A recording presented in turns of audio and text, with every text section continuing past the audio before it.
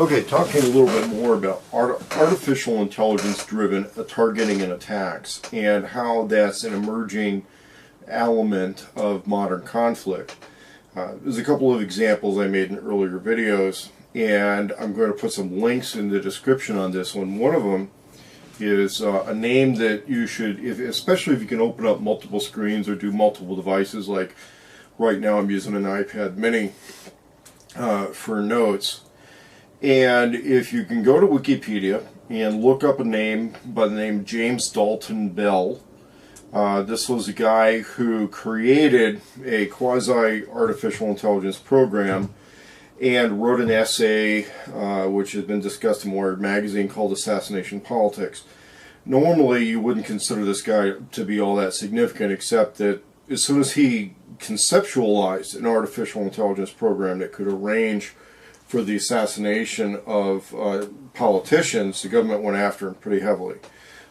Now, part of that had a lot to do with him apparently doing some surveillance on some people he didn't like, but that was also a two-way street. But we also have to realize that there was apparently a lot of details at his trial where the whole record was sealed. And that's one of the things that got a lot of notice from some people who study this sort of thing.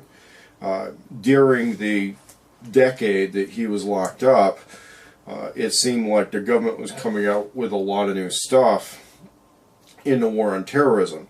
In parallel to that, the e-jihad movement grew, and e-jihad brought us a greater understanding of how the internet and how internet economic dependence, the jihadi people would use that as a battle space. They're not necessarily using it as a weapon, but they're using it as a battle space to develop more diverse attacks. And one of the things that you probably have noticed in your email accounts is that if you go to your spam filters and you see what we call phishing attempts. Now, a lot of that's common criminals, but you're also going to notice that a lot of it comes from the Middle East. A lot of that is an element of e-jihad where they actually will support terrorism operations through that kind of fundraising, through the Nigerian scams and a lot of that sort of stuff. In the Western world, we've seen people want to do this. We saw Jim Bell, he did not successfully create his artificial intelligence program. He conceptualized it, where he wanted to create an artificial intelligence program that could contract for the assassination of politicians he didn't like. What happened in the interim while he was locked up is a lot of those programs did eventually happen in pieces. Different elements of that happen in different places. One of them right now has become the advent of digital currency.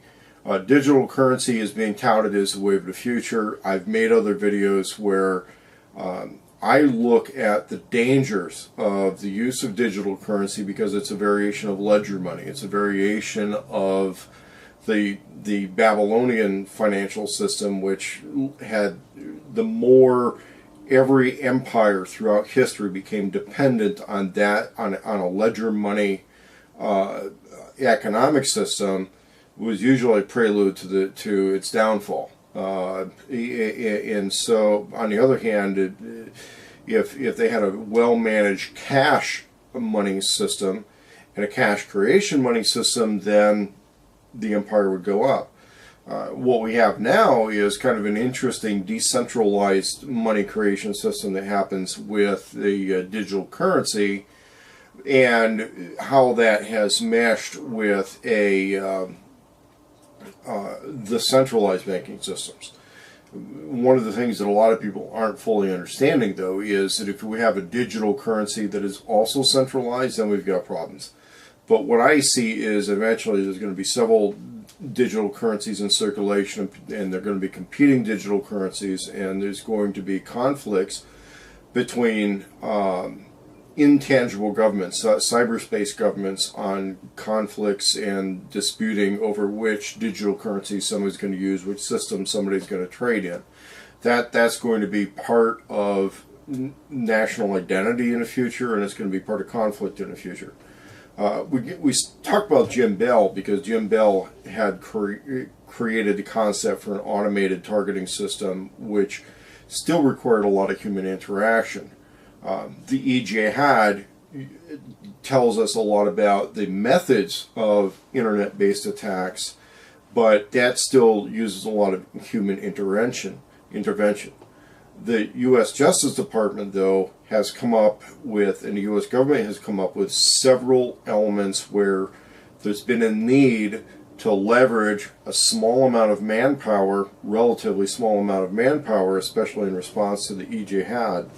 A relatively small amount of manpower gets leveraged into a lot of effect in cyberspace, and that's done with artificial intelligence. Now, when we look at sci-fi, like the Dune series books here, or we look at some of the sci-fi stuff from early Star Trek episodes, you know, somebody has the automated battleship, it goes crazy, it starts going after the other battleships, things like that. Or we look at the Terminator series, automated defense system goes after, starts launching nuclear weapons.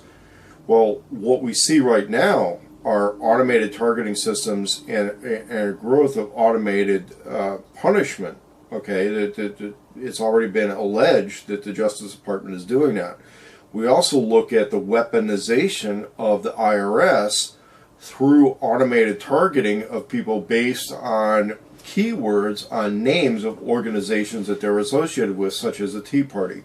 Somebody somewhere got into the registrations of nonprofit organizations and decided, based on keywords and names used in the registrations of nonprofit organizations, political lobbying organizations, things like that, which organizations would be in opposition to the current presidential administration.